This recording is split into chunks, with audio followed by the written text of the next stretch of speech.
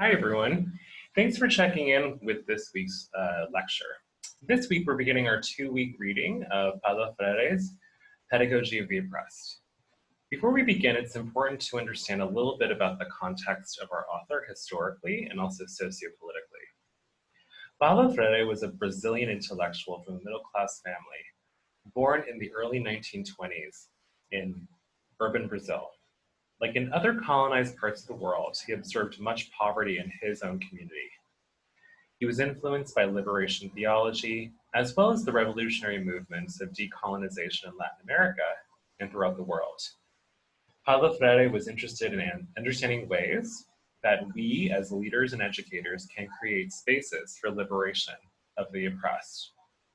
The oppressor in Brazil represented the state, as well as the colonial power that persisted in many of the economic and political institutions.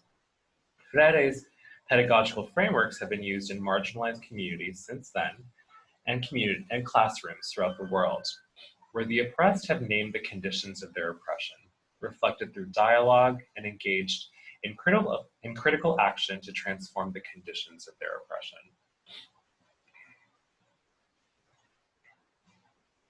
Let's start with a quote from one of Freire's contemporaries, Dr. Angela Davis. "I am no longer accepting the things I cannot change. I am changing the things I cannot accept." I hope this quote inspires us as democratic citizens and leaders to feel emboldened to change the unjust conditions of our world, beginning with conversations. Here are some major concepts from Freire's Pedagogy of the Oppressed. First, it's important to note that when individuals are in a system of constant oppression, they are dehumanized. Experiencing violence, injustice, and alienation robs human beings of their own humanity and their need to participate in a process of humanization. Freire defines humanization as the natural human drive to affirm ourselves as human beings. Freire calls for liberation, which should be the goal of the oppressed. Through praxis, which is the cycle of reflection and action, the oppressed have the opportunity to name the conditions of their oppression, reflect on strategies for action, and then critically act. This ongoing cycle of praxis leads to the eventual transformation of the social order. But we must acknowledge that the oppressed themselves can also become the oppressors over time. Often when marginalized individuals gain power, move through their own political hierarchy, they often adopt the ways of the oppressor. Some examples in our history and everyday life may include politicians and leaders who have multiply marginalized identities, yet design and adopt policies that sustain oppression as they become leaders. For instance, I suggest you look up Black Lives Matter's criticism and protest of Los Angeles District Attorney Jackie Lacey, who's up for election this year.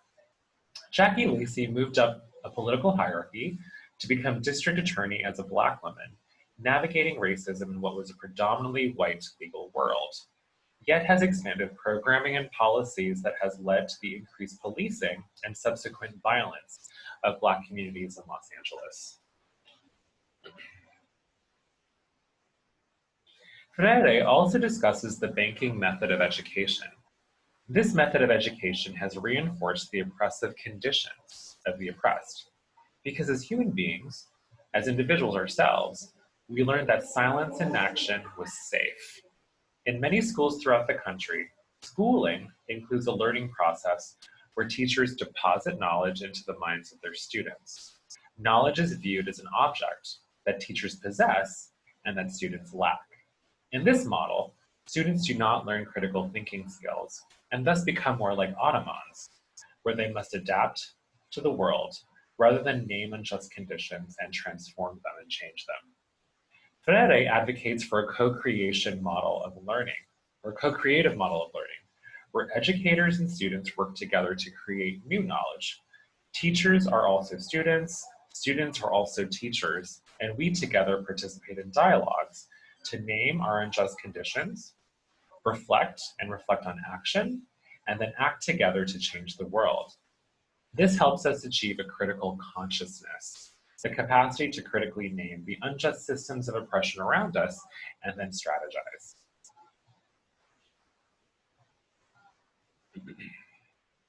Like bell hooks, Freire states that our conversations or our dialogue are central to a thriving democracy.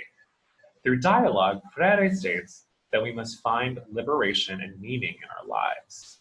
Rather than attributing what's wrong in our lives exclusively to our own individual and moral failures, we realize that unjust systems around us have created the barriers in our lives. Like bell hooks, our power is equalized in dialogue. We must act in ways where we relinquish power over others in our dialogues. As educators and leaders, we must facilitate spaces and dialogues where others realize their own power and their own journey to transform their own lives. When we manipulate the learning process, we become the oppressors. While banking education seeks to assimilate, change, or dehumanize people, Freire's problem-posing education through dialogue seeks to change the world together. As educators, we walk with and work with people to name unjust conditions, reflect on them, and then act together. Right now, just for yourself, I want you to reflect, to what degree has this approach, the banking model of education, influenced your own life experiences? And we end this recorded lecture with a famous quote from James Baldwin, one of the biggest scholars of the 20th century, and whose work and scholarship influences so many social movements today.